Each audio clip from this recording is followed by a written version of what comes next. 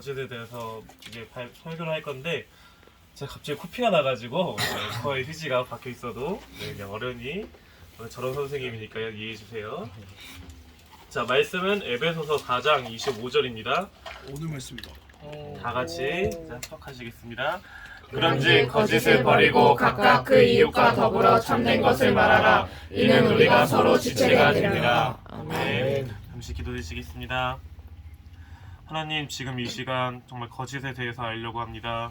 아버지, 거짓이란 게 저도 처음에는 그냥 거짓말은 무조건 나쁜 거 아닌가라고만 단순하게 생각하였지만은 그 거짓말에 대해서 하나 둘씩 알아보니 정말 내가 몰랐던 것도 있고 또 아버지 뭐 거짓말하는 사람들의 마음이나 그런 연구에 대해서 아버지 하나 둘씩 알아갈 때 내가 너무나 정말 단순하게 생각했구나, 그저 죄성이라고만 생각했던 게 알고 보니 너무나 많은 것들이 숨겨져 있었구나라는 것을 깨달았습니다. 지금 이 시간 우리 아이들에게 이 거짓에 대해서 발표를 할 때, 설교를 할 때 아이들이 정말로 하나 둘씩 정말 이 거짓에 대해서 정말 그 진실성을 알아 무조건 나쁘다고만 했던 그 거짓이 알고 보니 그 안에 숨겨진 그 진실성이 드러날 수 있도록 우리 아이들이 정말로 참된 거짓도 알 수 있도록 아버지 알 수 있게 도와주시옵소서.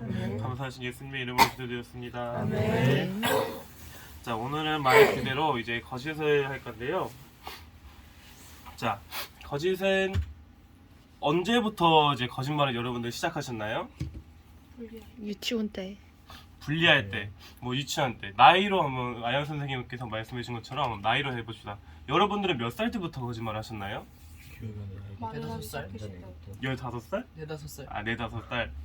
그 유나는 말을 하기 시작했을 때부터 네, 여러 가지가 나왔는데 이제 한 연구가 있었어요. 한 연구가 있었었는데 거짓말은 갓난아기 때부터 시작한다라고 연구가 나와 있었는데 아니 말도 못하는 갓난아기가 무슨 거짓말을 하냐 이렇게 생각이 들 수도 있어요. 근데 갓난아기가 무슨 거짓말을 하냐면은 갓난아기가 그냥 아기가 하하 웃었을 때 부모님들이나 그 주변 사람들이 귀여워 하면서 되게 좋아요. 되게 좋아하잖아요. 되게 귀엽고 사랑스럽잖아요. 근데 그 아기가 한두 번 하니까 그걸 캐치한 거예요. 내가 이러니까 사람들이 웃네?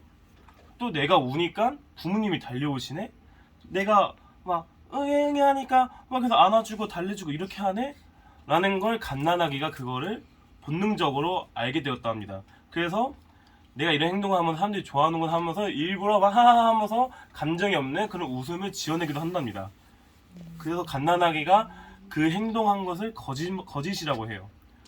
그 어릴 때부터 그걸 안 거예요. 내가 이렇게 하니까 사람들이 이렇게 하는구나 라는 걸 갓난아기 때부터 했다는데 과연 우리 중고등부 아이들도 갓난아기 때부터 그랬는지 모르니까 모르잖아요. 근데 연구에 따르면은 우리 모두가 갓난아기 때부터 대부분 다 그랬다고 합니다. 자, 그럼 갓난아기를 넘어서 유아기 때는 그럼 무슨 거짓말을 주로 할까요? 유아기가 유치원 애들이 거짓말 할 게 뭐가 있을까요? 혼나지 않기 위해서. 혼나지 않기 위해서도 있겠죠. 유아기 애들은 주로 어떤 거짓말에 대해서 개념을 잘 몰라요. 거짓말에 대한 개념을.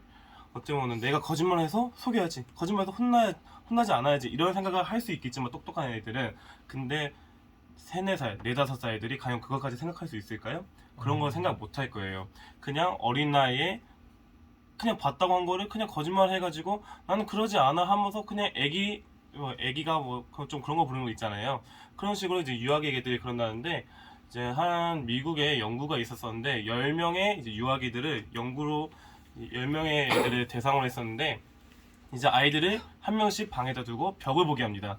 그리고 이제 뒤에 선생님이 자동차나 구급차나 여러 가지 이제 소리 나는 자동차들 장난감을 준비해가지고 하나씩 소리를 내서 이거는 무슨 차일까요? 이거 무슨 자동차일까요? 하면은 어떤 애는 구급차예요, 어떤 애는 경찰차예요 하겠지만은 가끔 이제 어떤 자동차는 못 맞출 때가 있어요. 어떤 소리를.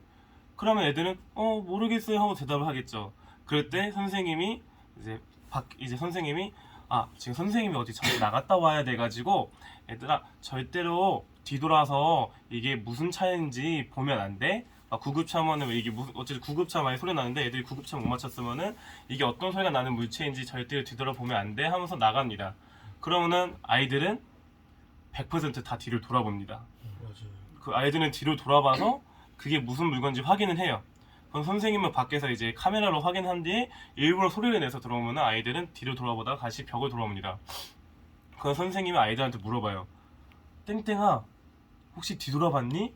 하면은 애들은 뭐라 할까요? 아니요. 아니라고 하죠. 85% 이상의 애들이 아니요, 뒤 안 돌아봤다고 합니다. 나머지 15%는 솔직하게 뒤돌아봤다고 해요.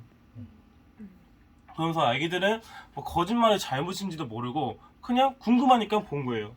근데 궁금봤는데 봤다고 하니까 아니요, 안 봤어요 하고 아무 생각 없이 이렇게 말하는 애들이 85%였다고 했는데, 우리 중고등부 학생들은 85% 아이였는지 아니면 그 어린 나이에도 악의성이 가지고 있지 않은 15%로 솔직하게 말한 아이들인지 15% 아이였으면 좋겠는데, 어쨌든 유아기 때도 애들이 그렇게 거짓말하면서 거짓말이 나쁜 것도 모르고 거짓말 나쁜 것도 모르지만은 그래도 이 유아기 때 애들도 거짓말을 한답니다. 그럼 청소년기는 지금 딱 여러분 나이죠. 여러분들이 그러면 더 잘 아실 텐데 우리 여러분들 학생들은 어떤 거짓말을 주로 하나요? 혼나지 않으려고. 혼나지 않으려고. 죄를 축소하는 거. 그쵸. 그 대부분이 결국에는 혼나지 않으려고. 네. 이거는 우리 학생들뿐만 아니라 우리 선생님들도 다 그렇게 배웠었는데, 혼나지 않으려고 거짓말하죠. 예를 들면은 이제 선생님의 이제 간증을 하나 보면은 어렸을 때 부모님께서 제주도 여행을 가셨어요. 그래서 이제 쌤하고 그때 하은 선생님은 미국에 이제 유학을 가셨었고, 그다음에 이제 이주영 전도사님과 이제 쌤과 어렸을 때 이제 부모님이 제주도 놀러 갔다 하니까 전도사님이랑 쌤도 학교에 제주도 갔다고 뻥친 거예요, 부모님이랑. 그러면서 학교를 안 가고 이제 안 좋은 이제 뭐 그런 물고기 룸으로 갔었는데, 네, PC방을 갔었는데, 그러다 나중에 들켜서 혼나긴 했어요.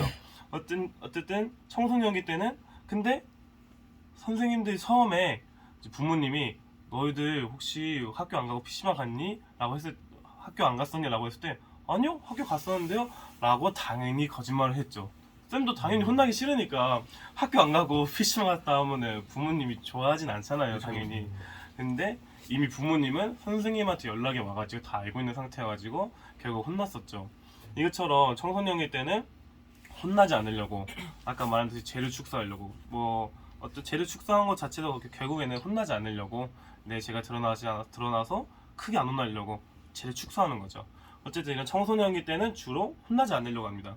그럼 성인 때는 거의 어떤 거짓말을 하게 될까요? 돈 받은 거. 성인 때도 뭐 여러 번의 거짓말이 있어요.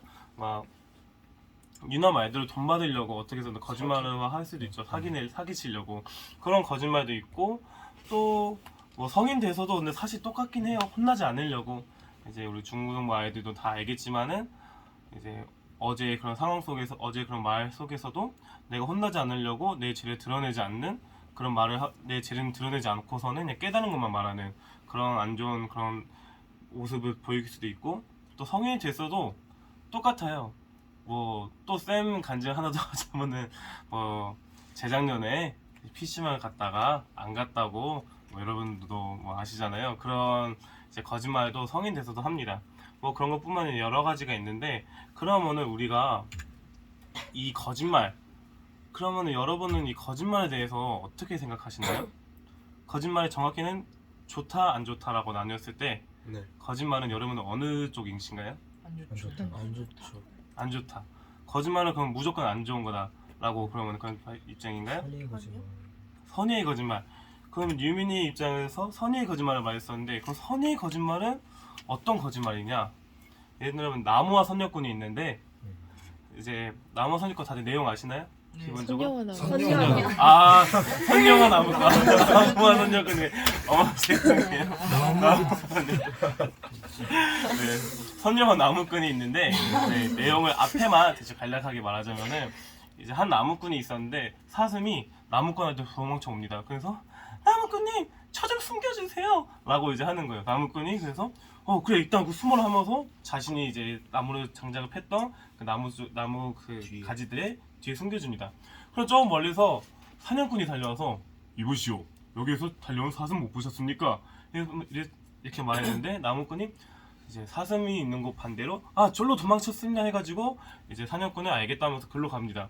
그럼 사슴은 살았잖아요. 네. 그런 거를 보면서 이제 선의의 거짓말이라고 합니다.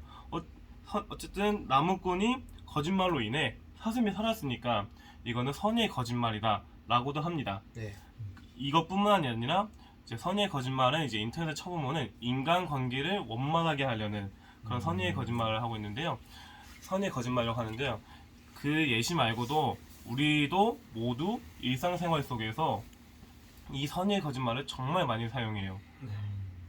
어떤 식이냐, 어떻게 많이 사용하냐면은 인간은 하루에 최소 거짓말을 3번 한다는데 그게 모두가 다 선의의 거짓말이라고 합니다. 어떤 거짓말이냐? 예를 들면은 우리가 지하철이나 버스에 사람 많은 데 들어갈 때 죄송합니다, 죄송합니다, 죄송합니다 하고 들어가잖아요. 네. 진짜 죄송한가요? 아니요. 엄청 죄송해요? 죄송해요. 저같은 놈이는 좁은 거 사가지고 죄송해요. 죄송해요. 이런 식으로 정말 죄송한가요? 아니죠. 아니요. 예의상 하는 거죠. 네. 또는 이제 배로사. 네? 배려상이래요. 배려상 네, 그런 이제 선의의 거짓말도 있는데 그러면은 이 선의의 거짓말 말고도 또 다른 거짓말도 있을까요? 네. 네. 어떤 거짓말이 뭐 있을까요? 불의의 거짓말. 불의의 거짓말.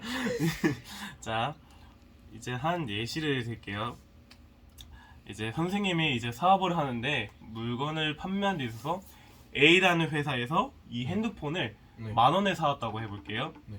그러면은 이 A라는 회사에서 10,000원의 핸드폰을 사와가지고 이제 창대한테 이제 이 핸드폰을 팔려갑니다. 네. 그러면은 이제 장사를 하는 사람이니까 사업하는 사람이니까 손님 저는 이 A라는 회사에서 이 핸드폰을 15,000원에 갖고 왔습니다. 근데 제가 이거를 크게 안 팔고 16,000원에 넘길게요. 저도 1,000원밖에 안 남기고 파는 거예요. 라고 합니다. 네. 그러면은 저는 거짓말을 친 건가요? 거짓말 친 게 아닌가요? 거짓말한 거죠. 거짓말한 거죠. 네. 저는 10,000원에 받아와서 저는 여기 사람한테 어떻게 보면 16,000원에 판 거면은 6,000원의 이익을 보는 건데 네. 15,000원에 사서 16,000원에 판다고 이렇게 거짓말 하는 거잖아요. 네. 그럼 저는 죄인인가요? 아니, 그건 좀 그건 괜찮나요? 사기 아니야? 사기인가요? 어떤가요? 저는 그러면은 정말로 여러분들이 알고 있는 정말 그 추악한 죄성을 가지고 있는 이 거짓말을 한 건가요? 아니면 여러분은 어떻게 생각하시나요? 장사는 하면 이익을 남기라고 했잖아요. 그쵸. 맞아. 장사는 이익을 남기는 거죠. 그래서 이거를 장사꾼은 장사는 사기라고도 합니다. 그래서 장사꾼이 이런 말을 하는 거를 합법적인 사기라고 해요. 그냥 이런 거를 어떻게 거짓말은 합법적인 거짓말이라고도 합니다. 내가 장사를 해야 되니까 제가 돈을 벌었는데 만약에 10,000원에 받아와서 10,000원에 넘겼으면은 정말 솔직한 거겠지만은 먹고 살아야 되잖아요. 저도 그렇죠. 돈을 벌고 밥을 먹고 가정도 있는데 가정을 챙겨야 되는데 돈을 벌어야 되는데 10,000원에 받아서 10,000원 넘기면은 장사를 하는 게 아니잖아요. 그럼 어떻게 이 사람들 모두 다 장사를 하겠어요? 그쵸? 이거 좀 합법적인 거짓말이라는 것도 있습니다. 그러면은 그 다음은 뭐냐? 이제 하얀 거짓말이라고 아까 말씀드렸던 하얀. 지하철 탈 때 정말 죄송하지도 않은데 죄송합니다 죄송합니다 이런 거를 하얀 거짓말이라고 합니다. 그러니까 내 마음에 정말 죄송한 마음이 없지만은 예의상 하는 거짓말을 합니다. 이제 다른 예시를 더 드리면은 사회생활을 할 때 이제 사장님이 계셔요. 그래서 사장님이 머리를 하고 오셨는데 정말 별로야. 네. 아니 어떻게 머리를 저렇게 잘라오지? 정말 못생겼어. 정말 최악이야. 라고 속으로 생각하지만은 사장님이 왔을 때 뭐 이찬영 사원 내 머리 어떤가 이러면은 사장님 너무 잘생기셨는데요? 어떻게 이렇게 너무 젊으셨어요. 이렇게 아시잖아요 여러분. 막 이렇게 아부 하는 것도 뭐 싸바 하는 거 네. 그런 거를 뭐 우리 생활 용어 안에서 사회생활이라고 하잖아요. 그랬을 때 근데 아까까지는 분명 속으로는 정말 별로다. 어떻게 저렇게 하지? 패션 진짜 하나도 모르는 거 아니야? 라는 생각을 했을 때 여러분이 그렇게 생각했지만은 말로는 정말 멋있어요 라고 했잖아요. 그럼 이것도 거짓말이죠. 네. 그럼 이것도 나쁜 건가요? 하얀 거짓말 이것도 정말 나쁜 죄악인가요?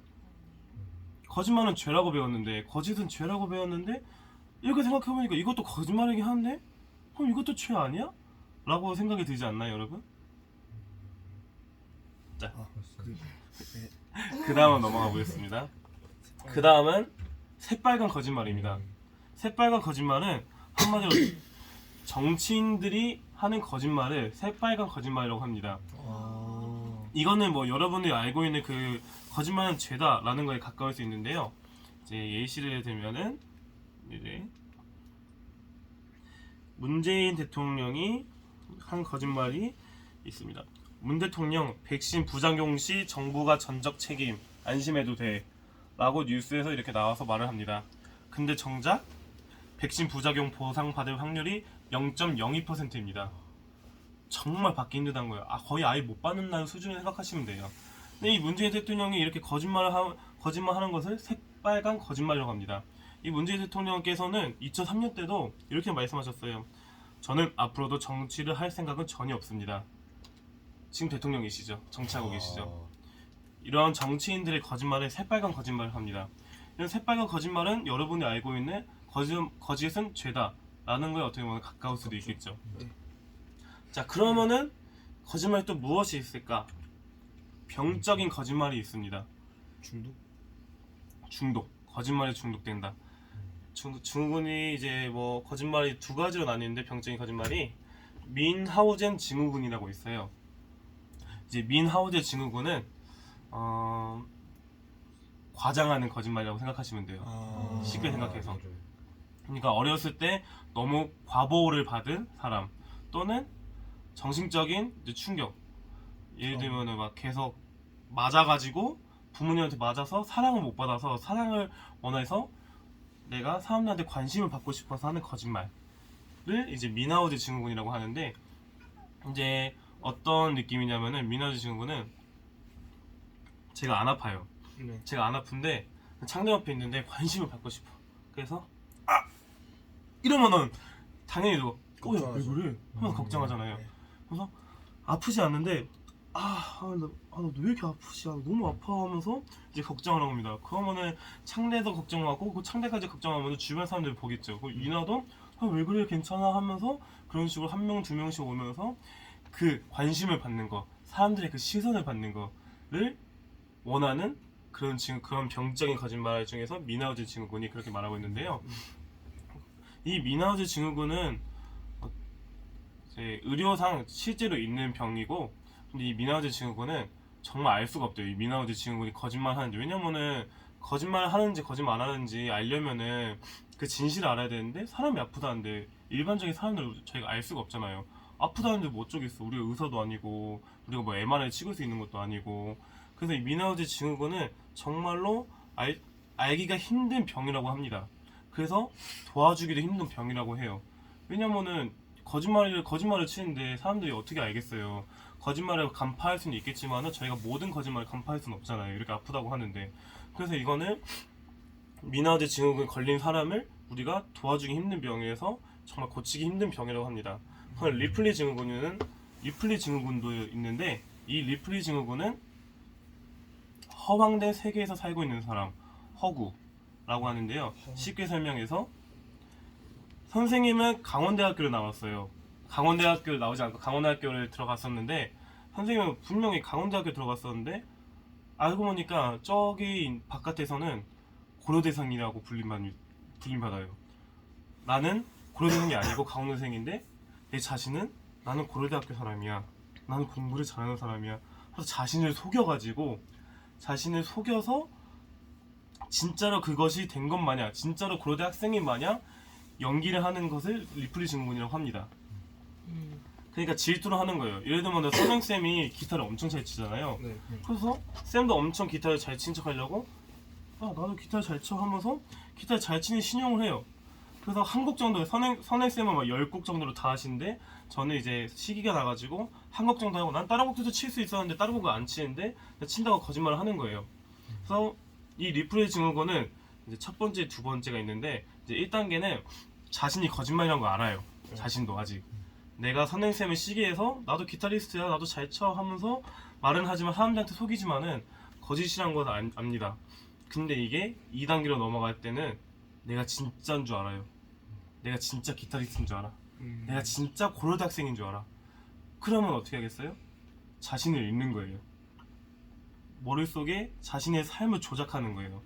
그래서 이거를 뉴스에 쳐보면은 어떠한 사람이 이제 서울대 법대를 나와가지고 뭐 법학과를 나와서 엄청 뭐 공부를 열심히 하는 사람이다 해가지고 그렇게 거짓말을 쳐가지고 어떤 여자랑 결혼을 하는, 그래서 나중에는 결국 이혼을 하는 막 그런. 근데 나중에 왜 거짓말 했으니까 아니야 나 진짜 법학대 맞아, 난 진짜야 해가지고 뭔 소리야 정신 차려 했는데 알고 보니까 리플리 증후군과 과대망상증에 걸려가지고 자신이 진짜로 그건 줄 알고 결혼까지 한 거예요.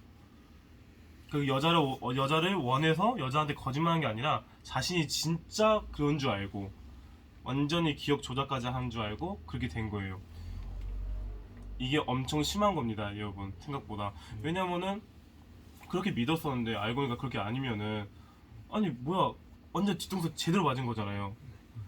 그래서 거짓말이라는 게 참 무서운데, 그러면 우리가 여기까지 본 거짓말들 중에서 이 모든 거짓말 이 모든 거짓말은 다 나쁜 건가요, 여러분? 아니요.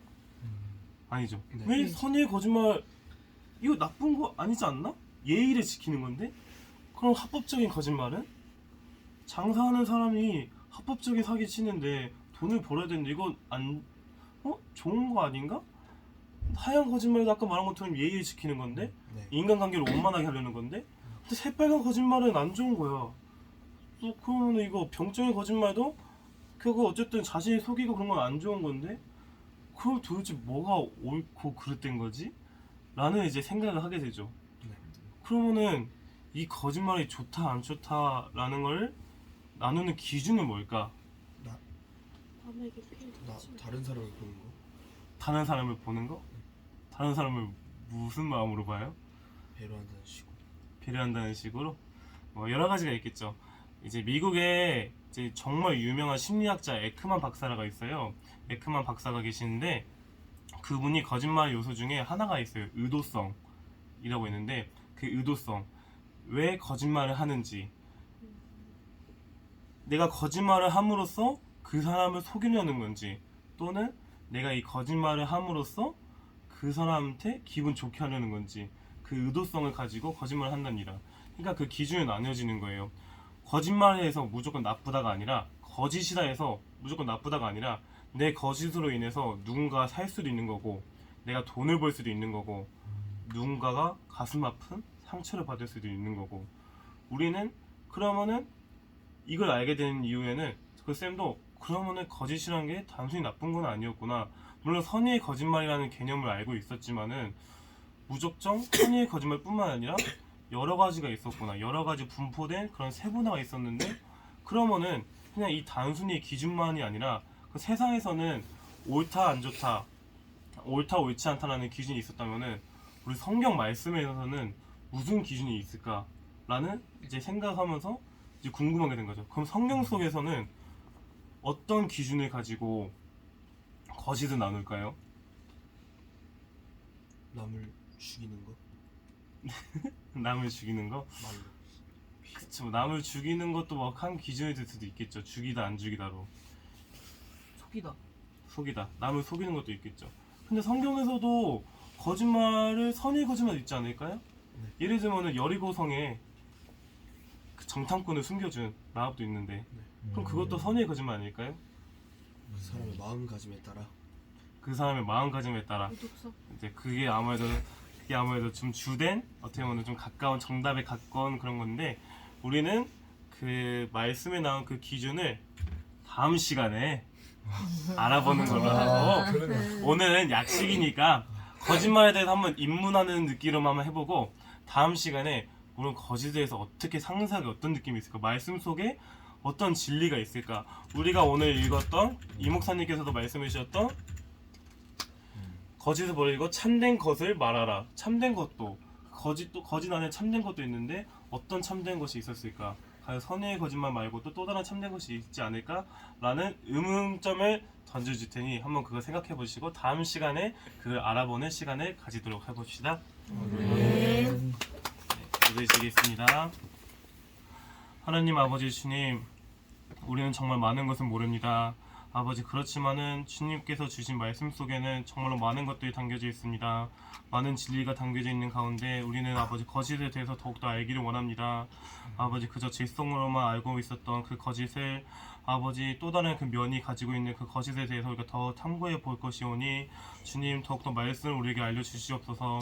더욱더 아버지 그 진실을 알아 많은 사람들에게도 알릴 수 있도록 많은 이들에게도 더욱더 이 거짓에 대하여 아버지 우리가 정말로 공부했던 것을 알려주어 많은 이들이 더욱더 주님의 진리를 받아들일 수 있도록 더 쉽게 다가갈 수 있도록 더욱더 노력하는 우리 중고등부 학생들 될 수 있게 도와주시옵소서.